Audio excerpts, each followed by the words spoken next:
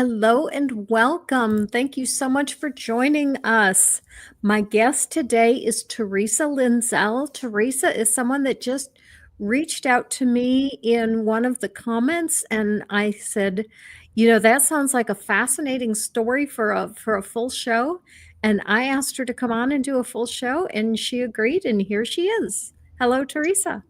Hi, it's nice to be here. Um, yeah, what I wanted to talk about was how I found joy after deconversion. And I have quite a Let's long start with story. the beginning of the story. Um, you were a Christian, I assume. Yes, for a long time. Okay. And were you raised in the church? Minimally. My parents um, sometimes went to church. They were just, actually, they were and still are just really nice people. Oh, okay. And so how did you come to the church life that you were in? Were you real dedicated to it? What was that like for you? I was dedicated. When I was 13, I went to church camp, and it was through there's a little community church. And the pastor was actually a lovely person who talked about the love of God and the forgive. I mean, it was all the wonderful things that you hope to hear at church. And so that was my first exposure. I went to church camp and I had a true born again experience. And what flavor of Christianity was this, as I like to put it? Non-denominational. Yeah, What was it? non-denominational. It was Yeah. non-denominational. Okay. Give us an idea though of what, oh shit, I forgot to hardwire myself in. I just realized, but that's all right. We can still go without it. Um, what what kind of theology are we talking about? Was this a church that speaks in tongues? No, no, not no. It was a little community church, Hmm. and very I thought it was actually a lovely place. There were a lot of older people there who welcomed me quite warmly and gave me wonderful acceptance as a young person. I was in the youth choir and the adult choir and quite active and taught Sunday school. Um, and that church was really a good experience for me. Okay. Um, I really, I often think if all churches would be that lovely, it would be a different thing. Did they talk about hell at all? Not that I can ever remember. No, Hmm. never, Okay. never. It was That, only God loves us all. We are all children of God, and we are all accepted by God. And it was just a wonderful, warm feeling. It was really, mhm. and it was just the old hymns, nothing fancy, or it was just and it was farming people. It was people who lived in the country who were just really down to earth, just Mhm. regular people. So it wasn't a hellfire and brimstone church, Not and at all. if all churches were like that, we could probably get along with them a lot better. Well, I know it helped me a lot as a young Mhm. person, but then I started reading the late great Planet Earth Mhm.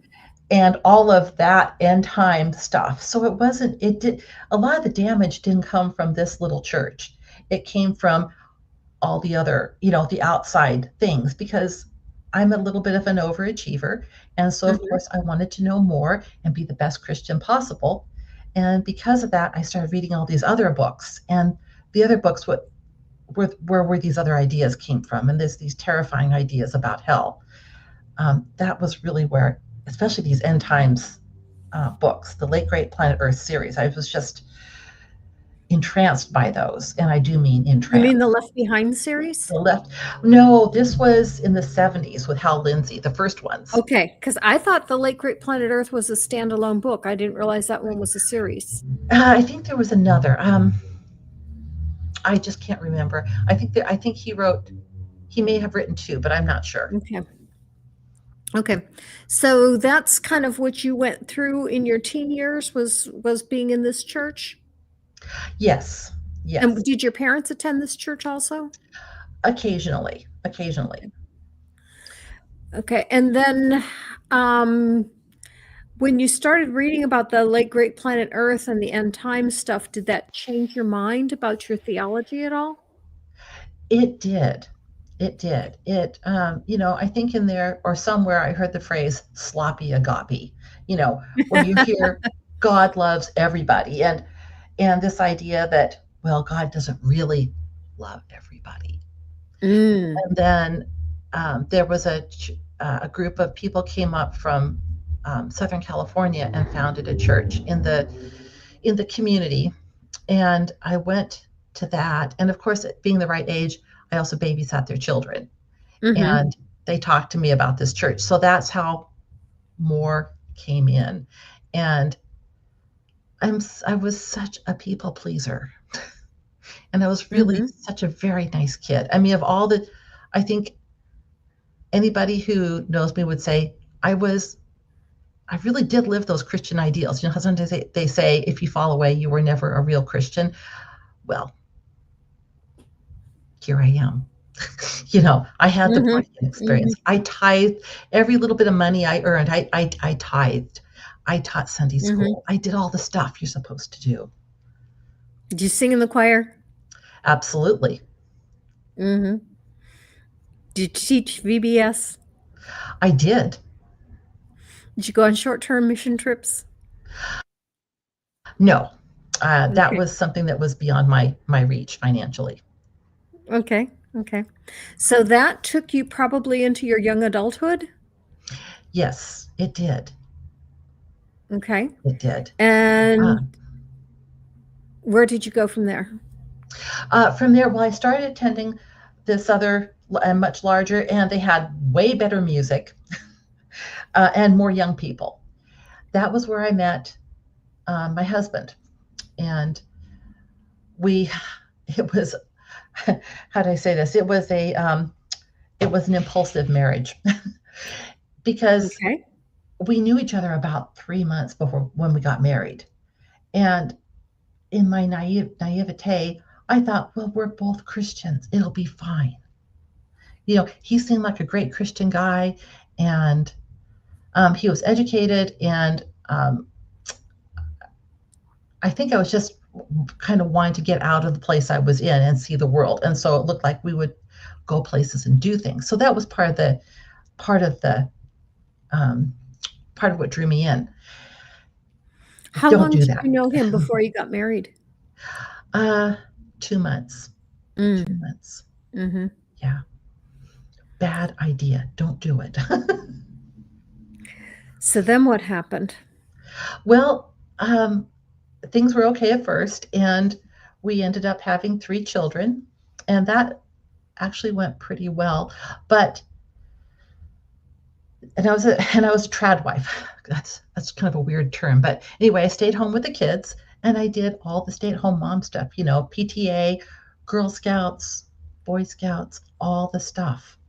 But he kept getting laid off, and I realized that my high school diploma and a cup of coffee and or 25 cents would get me a cup of coffee. Mm-hmm. So I went to nursing school.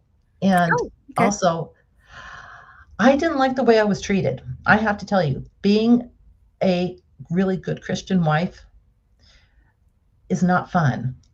It Oh, isn't I can fun. attest to that. It's not fun. It is not fun having your husband be the head of the house. It is not fun having him make all the decisions. And it is not fun having your voice silenced. That is Mm-hmm. not fun. And being really frozen out and having a so-called good Christian husband is really not fun. Mm-hmm. And I was very unhappy. And the other I reason hear I you, sister. went to school was I thought, well, I need an escape plan. I need to be able to take care of myself. Anyway, I ended up staying married to him for quite a while longer. Limited Light says every 3 years, Hal Lindsey writes a book denoting how the world will end in 5 years. Yeah, yeah. That's just a surprise. I stopped reading Hal Lindsey quite a long time ago, but yeah, his theology is so bad. Anyway, Mm-hmm. um, and what I didn't know or understand was that my now ex-husband was um, alienating the children behind my back. I Mm, didn't understand that. And that mhm, we talked a little bit about that before the show started. Um, mhm. and I ended up being completely alienated from them. That happened about 18 years ago. Um, and it was absolutely devastating to me. That was that was that was very, very, very hard. And I do you want me to share all those details that we talked about, or just kind of It's just talk it's about? totally up to you. If you Okay, want to share those details, you go right ahead, and if you would rather keep those to yourself and move on, that's fine too. I think I Whatever might you're just talk comfortable about. with.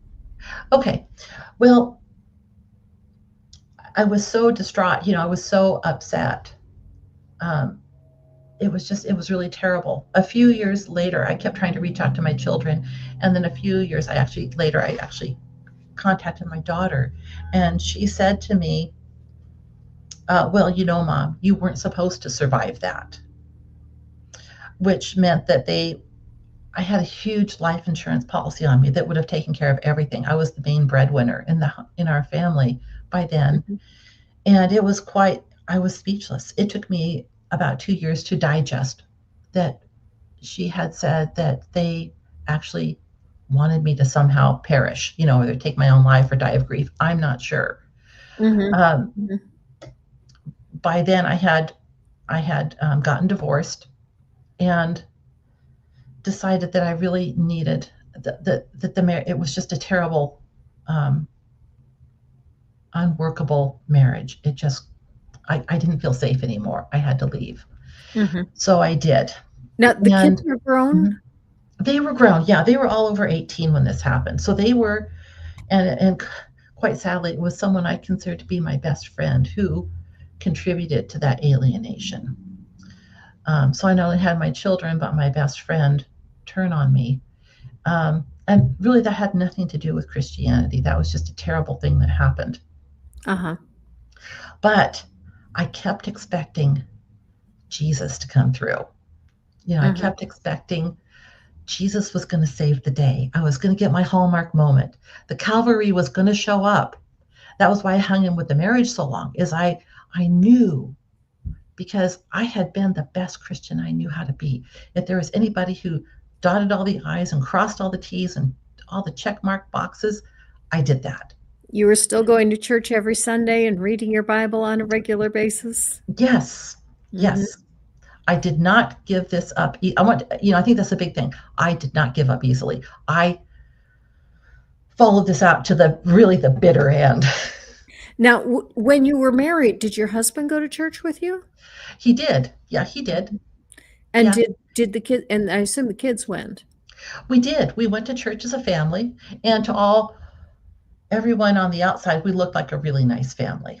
Mhm. Um, and I think we could have been, were it not for him really just really behind my back, saying things, completely undermining my authority with the children. Um, it was truly a really terrible relationship, and I didn't know how bad it was until later. That took some time for that to come out. So,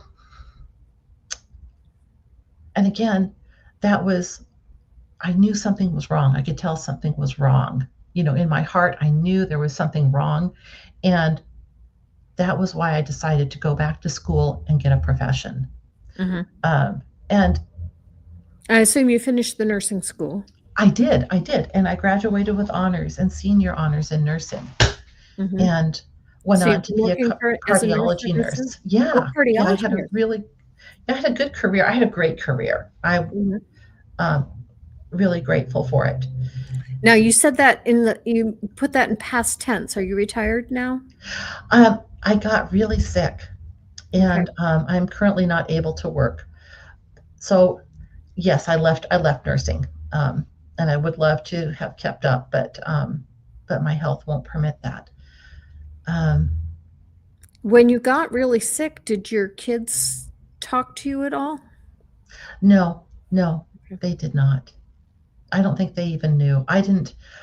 Um, I didn't even tell my ex-husband because every time I would interact with him, it would be more of the same nonsense Mhm. that I had been subjected to, just one conflict after another. And they weren't small conflicts, they were things that I just did not want to be part of. And so I see Fred, I see someone saying narcissism. Maybe I think I, he was subjected to pretty serious emotional child abuse. Mm. And of course, these ideas about God and the husband being in charge of everything, all those religious ideas, I think, made a really toxic soup in his head, Mhm. and And in it mine too. probably In didn't mine, help that Mhm. you were the primary breadwinner. That probably made him feel inadequate. It probably made him feel like he wasn't fulfilling his role in the family, and he probably resented you for it. That could be. I mean, he had a really good job. He just couldn't keep a really good job. He kept every 18 months to 2 years, he would be out of work again. So he was a Was very he just difficult was person. he unable to get along with other people? Is that, was it his people skills and he would lose because of that, or would he He was quit, or pretty arrogant. He's very bright. He's a brilliant man, Mhm. and nobody else is quite as smart as him. In my, Mm. just I just think he was just really difficult to work with. Mhm. Um, and as much as because he would never. People just kinda had enough of him? I think so. I think that's what happened. Yeah. Of Mhm. course, he would not disclose to me everything that was going on.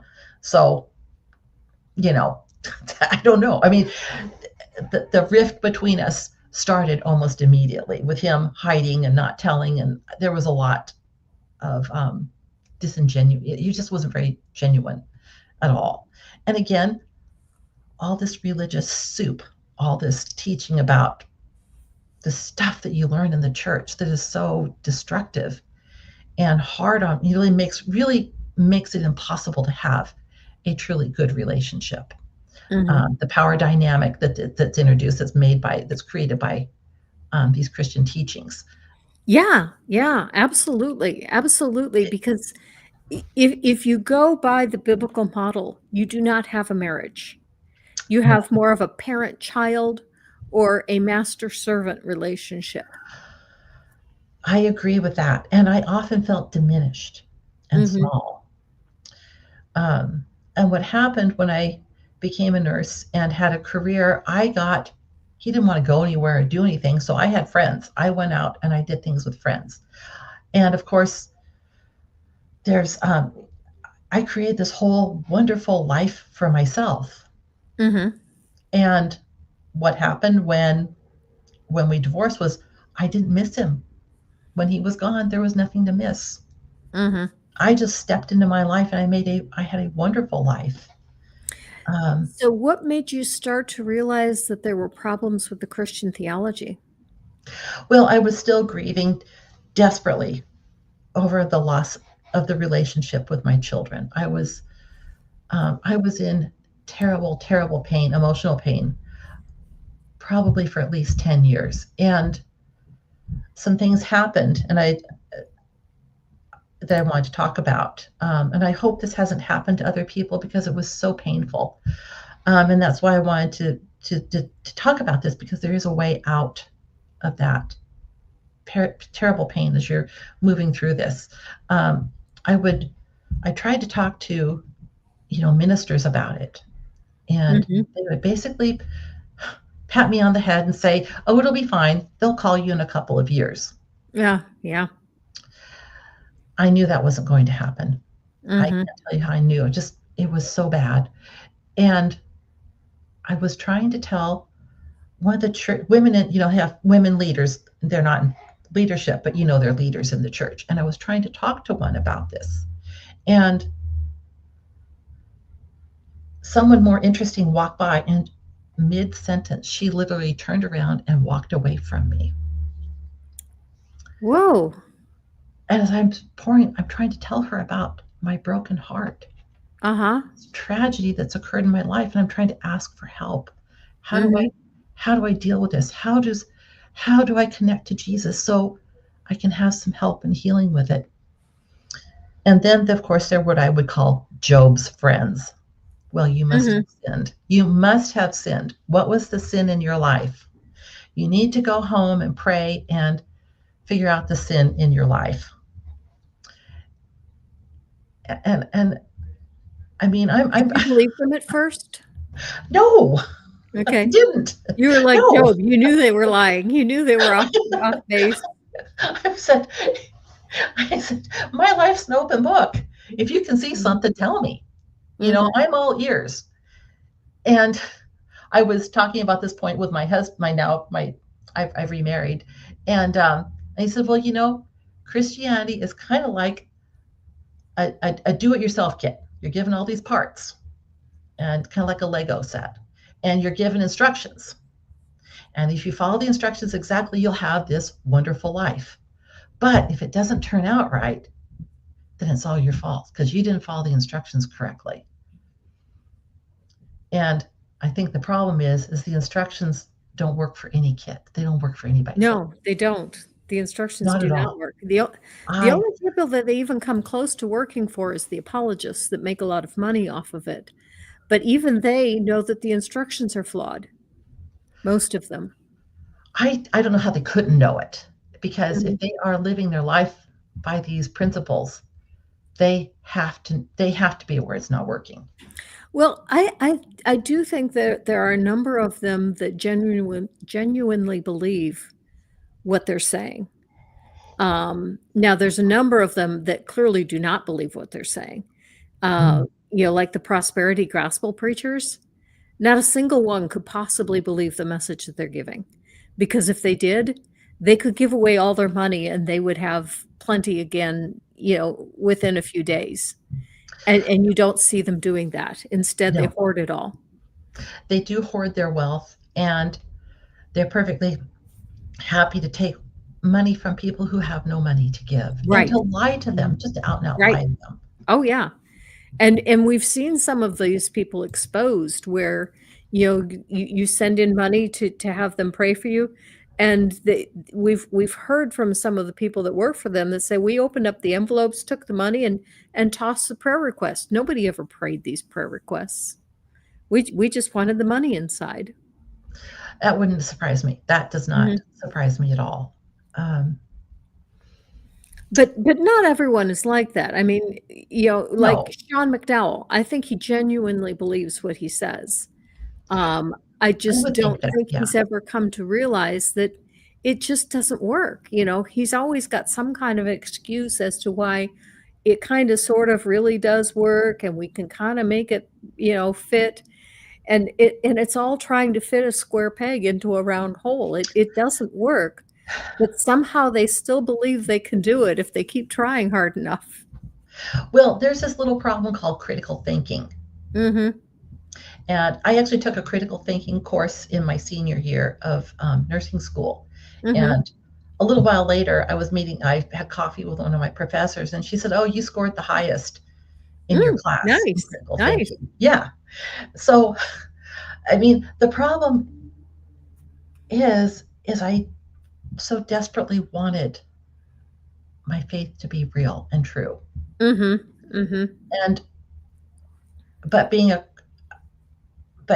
I had a bachelor's of science degree, and then I got a master's of science in nursing. And, you study enough statistics, you study enough science, and that critical thinking just will, your brain just won't let you. My brain wouldn't let me continue to accept things that I knew were false, because I was applying science in my nursing practice. I had to use best practice and critical thinking. And because of that, it sloshed, in my life, I had to use that critical thinking. And when that happened, it began to all fall apart. And it took a long time, because I don't give up easily. And it's probably been the last 2 years that the last thing fell. And I finally came out and that's it. I'm an atheist. Okay, I'm going to take this comment from Joey, who asks, does atheism work? And the answer is yes, because the only thing that atheism says is there is no God. And you don't need any kind of theology to work. You don't need any kind of worldview to work. It just simply there is no God, and yeah, that works. And for me, I could find no evidence. And Now, believe me, trust me, I looked. the first question I have for you is, was evolution ever a factor in that? Were you ever an evolution denier? Oh yeah, of course I was. Okay, Of so course. your church was an evolution denier. And when you went to nursing school, of course, evolution is the basis of all of medicine. So you had to have studied evolution in nursing school, correct? Oh, I did. I did. Uh-huh. And that's when the cracks started, you know. Mm. Um, Mhm. and then as more and more evidence came up, it became impossible. And so at that point I said, well, okay, faith and science can coexist. Yes, and there are plenty of people who believe in both evolution and Christianity. Yeah. Yes, and that held me over for a long time. But Mhm. the tragedy, the tragedy of losing my family, and God never showed up. Jesus never made an appearance, and that broke my heart. And Mhm. I, when I finally said, I don't think God, the reason God didn't show up is because God's not there. I've been talking to someone who doesn't exist, Mhm. and of course, you get that fear of hell, really enculturated into you. Um, then that was the next thing to really overcome was that. Mhm. And I've moved past that. And as I've moved past the fear and I've moved past all these things, and I can honestly say, I don't know if there isn't something bigger than us out there. I don't know. There may be. I What don't know if fear there is is. that? Oh, the fear of hell. The fear that there Okay, is so a you did deity. have a fear of hell. Oh yeah, oh yeah. That came later, but yes, I did. Oh yeah, oh Okay. yes. And I think that's what held me in place for so long in Christianity. Well, that's the whole purpose of it.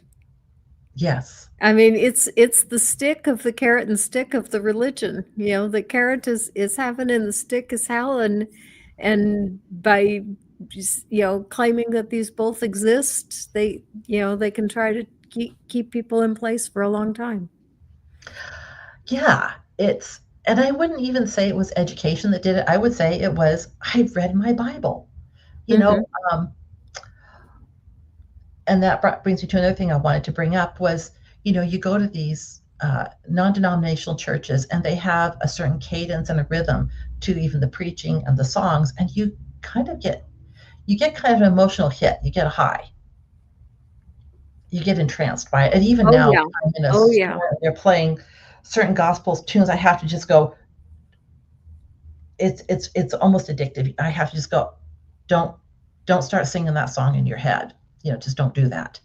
Um, because you go to church Sunday and then you go Wednesday and you get your little hit of feel good, and you do feel good. See, that's the thing. You really do feel good.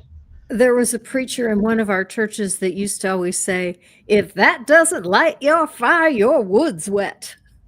Yeah, yeah. I mean, and it did. Um, Mhm.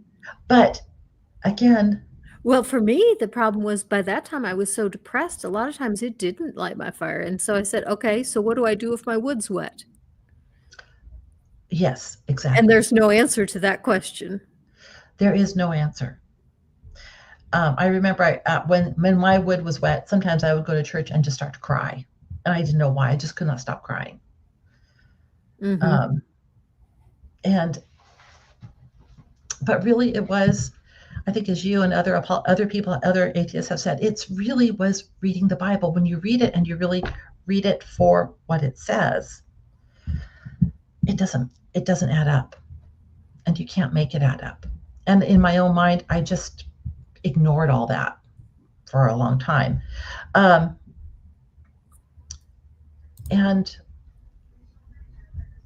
the the thing that was so wonderful when I let go of it, it was such a relief. I felt so relieved, like, oh.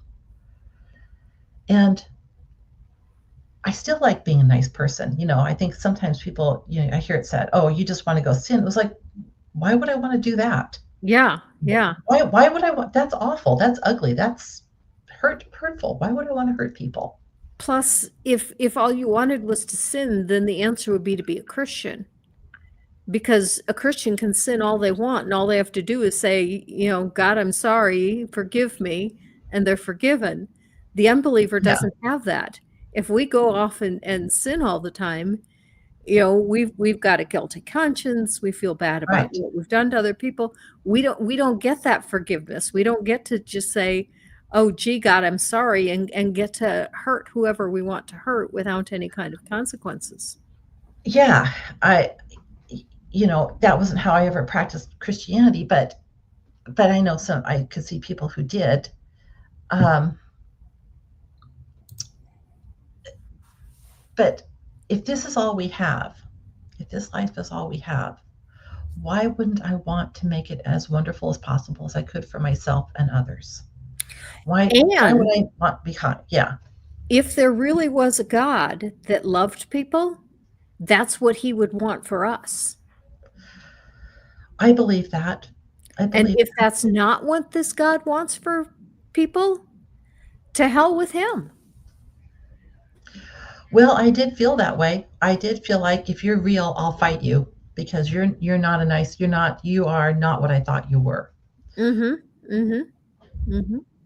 And and then, of course I would say that and think it, and you would think that a God who would hear that from one of his devoted followers would do something about it. Exactly. He'd say, "Oh, wait, you've misunderstood me. You didn't get the message right. Here, let me explain." And you're right. If God were real, that's exactly what he would do. Because if you had, okay, I assume your current husband is a loving person. If Yes, you came to him and said, this thing that you've done is really awful. You hurt so and so. And he says, "Really, how?" And you say, "Well, you did this and this and this and this." And he's, "Oh, that's not what I did. You've misunderstood me completely." Or his other reaction would be, yeah, "Oh my God, I had no idea that I was hurting that person. I need to go apologize immediately." Those exactly. are the things that a real person does. They do. And it's about accountability. And self-autonomy means that I will be accountable for my own actions. If Mhm. I inadvertently hurt someone, which really happens very rarely, people can ask me, is that what you meant to say? Mhm. I've had much better and um, more frank and open conversations with people since letting go of my faith. And the other part of this is when I was in the depths of despair, really from after my children, I was estranged from my children, and my so-called Christian friends were, um, telling me, "Oh, you must have sinned." It was my atheist friends who were there for me, saying, "God, Mhm. this is really terrible. This is just a terrible thing that happened to you." I don't think I'm supposed to swear on here, but anyway, um, Now, your and atheist friends, was that people that you were working with? yes, people I worked with. Yeah, I worked with people who were openly atheist, and Oh. um, and I really liked them. I mean, you know, by this time I was just, I just like people in general. I've always been like that. I always really just liked people, but it was my atheist friends who were the most comforting. They were there. They were there for me in the trenches. Mhm. They were there with me, and that didn't. I have to. I did note. I noticed that. That did not Mhm. escape my notice. And And at they this were the point, were ones. you still going to church? No, I had stopped. I had stopped. I couldn't do it anymore. I just couldn't. I couldn't. I just, for one thing, I would just sit there and cry because I was so sad. Who wants to sit in church and cry and be a spectacle? I didn't. No thanks. Um, Mhm. But what somebody's talking about corny jokes. Well, my atheist friends were the ones who did level some truly, truly pointed things. I mean, they would not let me wallow. They said some things that, only really good friends could say some really pointed things to poke you out of your, don't kind of is like, don't wallow, stop that. And I can't tell you how much I valued that that poking and prodding that they did to, prod me out of this. Well, they go, well, that was a stupid decision. Why didn't you talk to us about it? I go, well, I didn't know I didn't think you'd care, and they, yes, you're here. We're here for you, Oh, okay. Well, so, and they would, they had their own morals, but they're like, you got to figure this out for yourself. This is your thing. You do it. You figure out your life. We know you can do this. Did you have a straw that broke the camel's back moment, or was it just a very slow and gradual process? It was a slow and gradual process. It really was, because I was so devoted to Jesus. I was absolutely devoted to Jesus. Fred Harvey says a loving God would not let a decent person be so viciously separated from their own children that the children would plot against her. That's horrifying. Thank you, Fred. It was horrifying, and it's worse than there's more, and it's worse. It's far, far worse. But I didn't really want people to just get caught up in the salacious details, because the point is that I was doing the self-help program, and it said, you walked yourself into this, you can walk yourself out. And I thought, oh my goodness. Well, the journey of 1,000 miles, begins with one step. And I began to choose joy. I began to say, oh, my heart can lead me in the right direction. My heart and my head together, I can make good decisions. I don't need a deity to tell me how to do it. I have wisdom inside, and I can trust that. And I can also trust my friends, the people I have around me. They have wisdom. I can listen to them. And, Maya, I didn't hold it all. Did I say Maya is saying, I don't know how she's holding it all together? It sounds devastating. I didn't for a long time. And just a week and a half ago, it hadn't happened for a long time. I had a really hard day. I just had a really hard day. And the best thing I could say is I finally went to bed and went to sleep and pushed the sleep, hit the reset button. And my husband is a wonderful, kind and loving, supportive man, and a self-proclaimed feminist. So what can I say? That's cool. It helps. The ups and the downs are pretty mild, and those days where it's very difficult are fewer and fewer and fewer, and farther in between.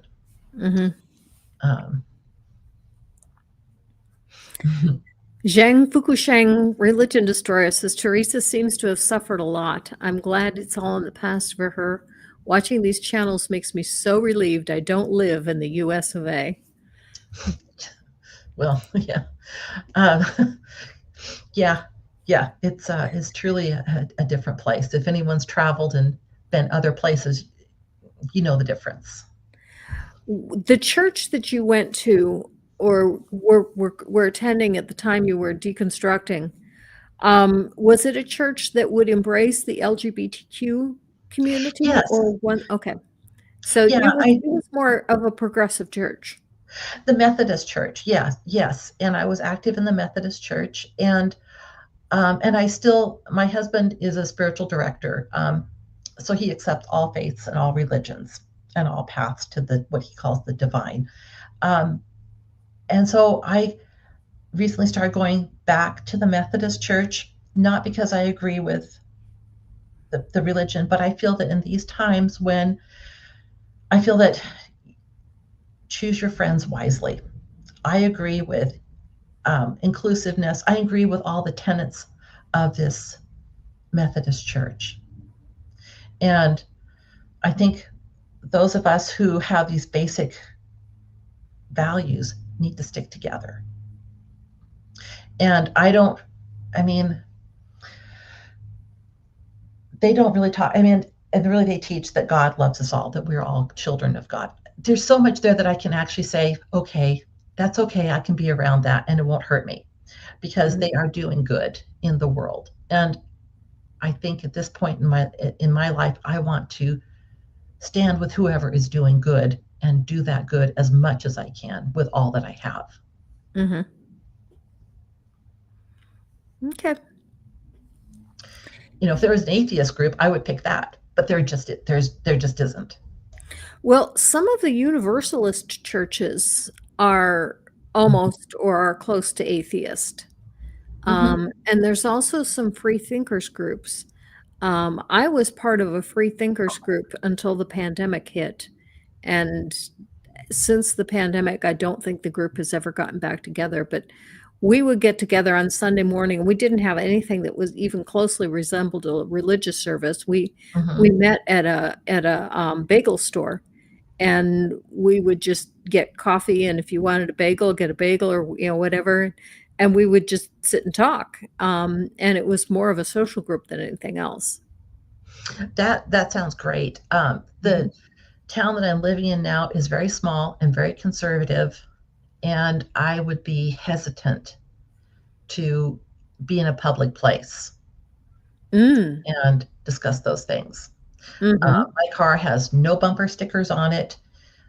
In fact, sometimes there are protesters in front of that little Methodist church. Really?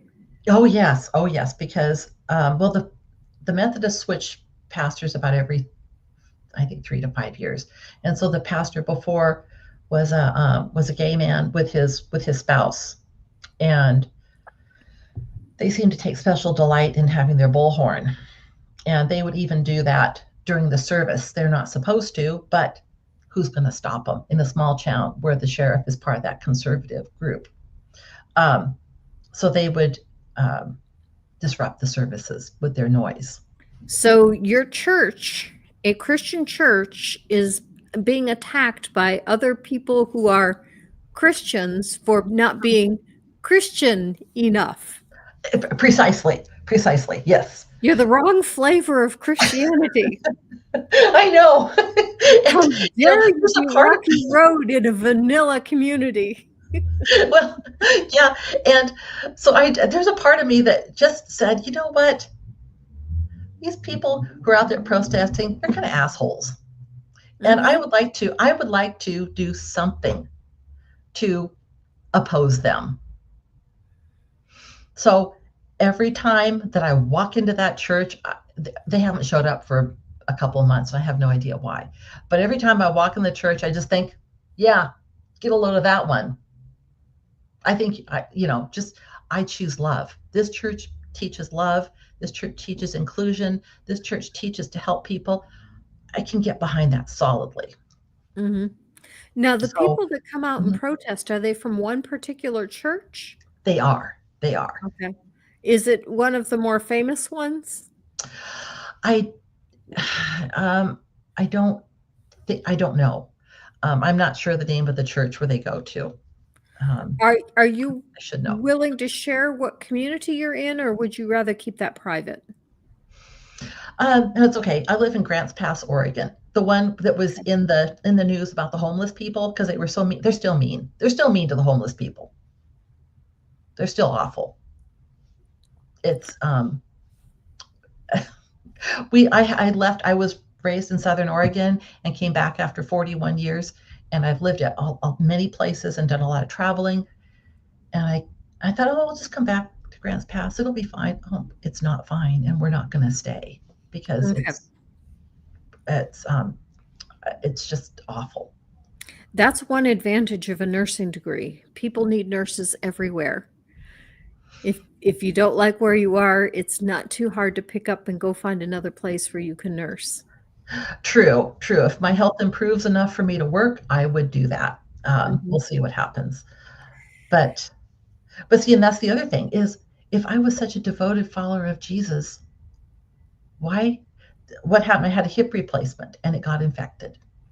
And that led to a sequela of events and many surgeries to repair that problem.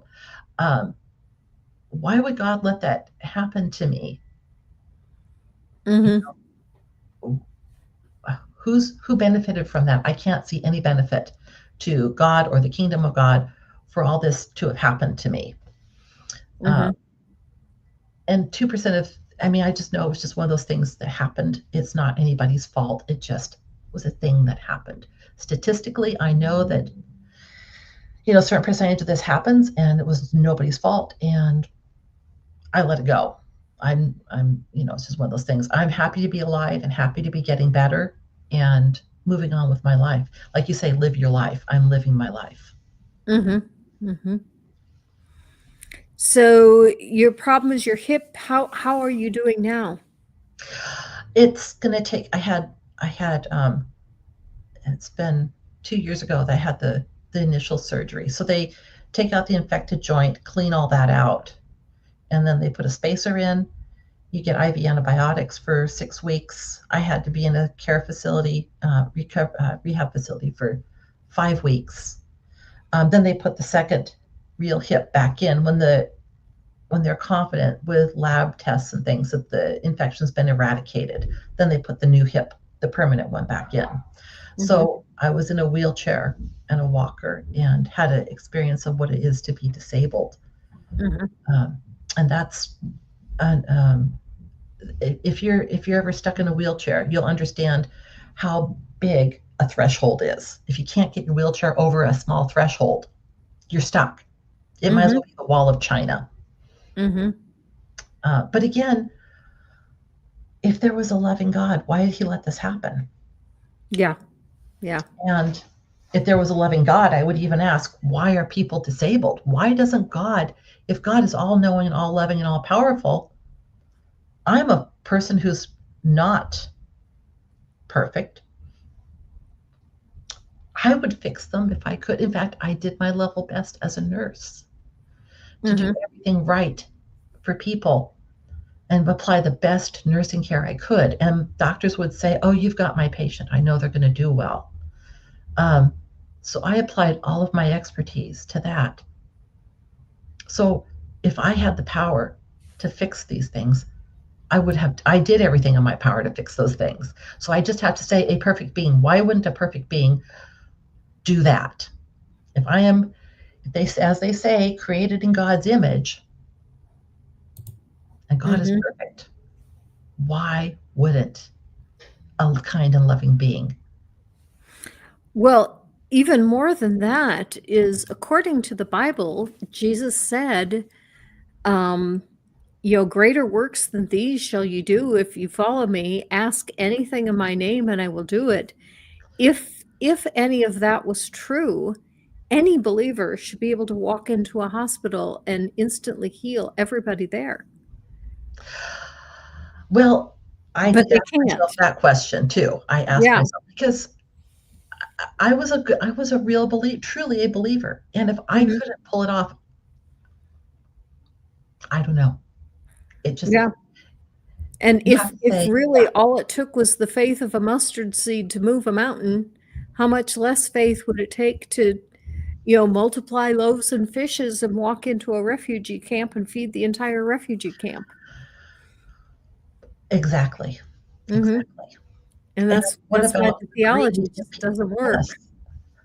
yes, and yes, like reading my Bible, all these verses that say these things that we should be able to do. Mhm.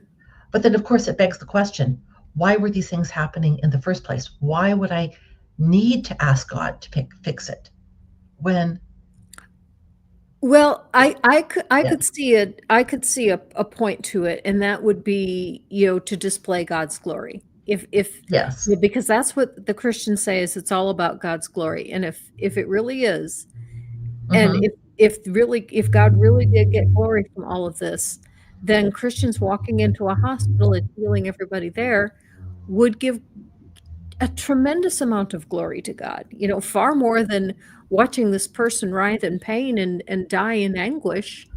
Um, so yeah, I could see having the affliction knowing that it's going to be gone very quickly. Yes, and I'll just say, I would rather be with an atheist as they're passing than an Hmm. evangelical. Evangelicals speak in tongues and pray and shout, and they do any, oh, it's horrible. They, an evangelical is terrified when they're dying. They're terrified. You are victorious as they could heal the people in the hospital, but their quota was used up earlier in the day with the sales in the parking spot. Yeah, yeah. Okay, I know you had some notes of some things that you wanted to talk about. Did we hit all of them, or are there any areas that you wanted to discuss that we didn't get to? Well, um, let me just look at this. And,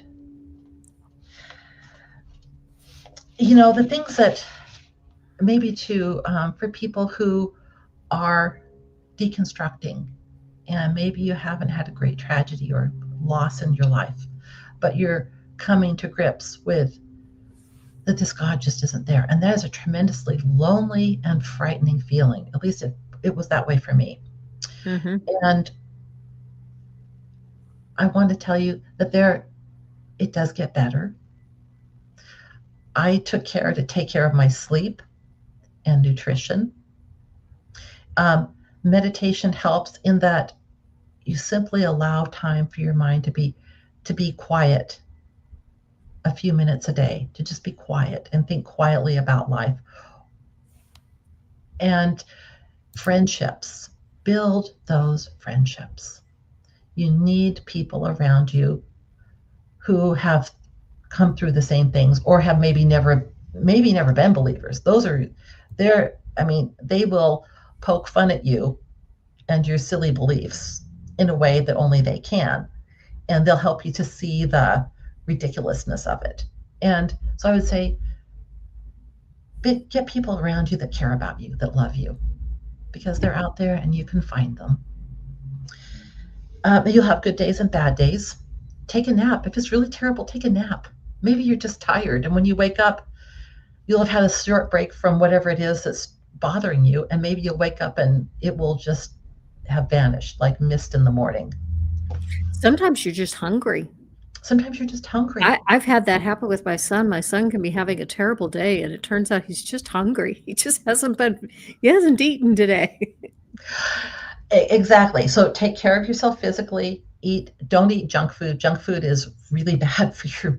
Really bad for you. I mean, speaking as a retired nurse, vegetables and clean protein will make you help you feel much better. Just do these basic things and don't. You can trust in that. Really, basic things are very powerful.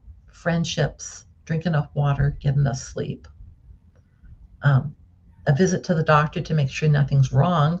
Maybe it's something simple. Maybe you're not really depressed. Maybe it's just something small that can be easily fixed. Mm-hmm. Mm-hmm.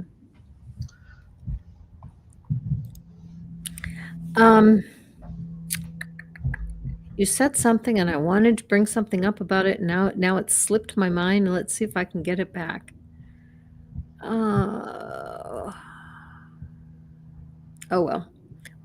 I'll probably remember a little later. Yeah, yeah. So that's I'm just going to take a quick. Oh, making your own meaning. Oh, that's it. Oh, those two other points. Um, I became able to own my own power in my own life, and to say, let my yes be yes, really, truly, and my no was no, and I no longer was afraid to say no, and to understand my own limits as a person. Being a Christian, when I was a Christian, I felt like I always had to go beyond into that just uncomfortable part. I can live my life in a comfortable way that's comfortable for me. And That's something I totally don't get about Alcoholics Anonymous. Now, not yeah, having been an alcoholic and not having ever gone to an AA meeting, maybe I just don't get it, but they're all into this higher power, and you need to consult with your higher power. And to me, I would think, wouldn't it be much more freeing, much more empowering to find that power within yourself and to realize the power was inside of you all along, and to realize that every time you were reaching out to your higher power, you were really reaching down deeper into yourself. And once you come to that realization, wouldn't that be far more empowering than trying to be dependent on something that isn't there? Well, I agree with that, and I actually attend Al-Anon meetings because I have qualifiers, and what they say in Al-Anon is your higher power can be whatever you want it to be. It can be the group, and it can be that higher self within your own self. So really, they broaden it out. It doesn't have to be a power outside yourself, but yeah. That's good because there's a lot of them that really are very religious. Um, Mhm, and there was very recently a case that I'm not sure if it was FFRF or the ACLU one, where a prisoner was ordered to go to AA or a program like that, and mhm, the only ones available were religious. mhm. And so he had to enter the program, and one of the requirements of the program was that you attend church. And he said, "I'm an atheist. I don't want to attend church." And his lawyer fought that, he shouldn't be required to attend church as part of his probation, and they won. That no, you cannot require a person on probation to go to church.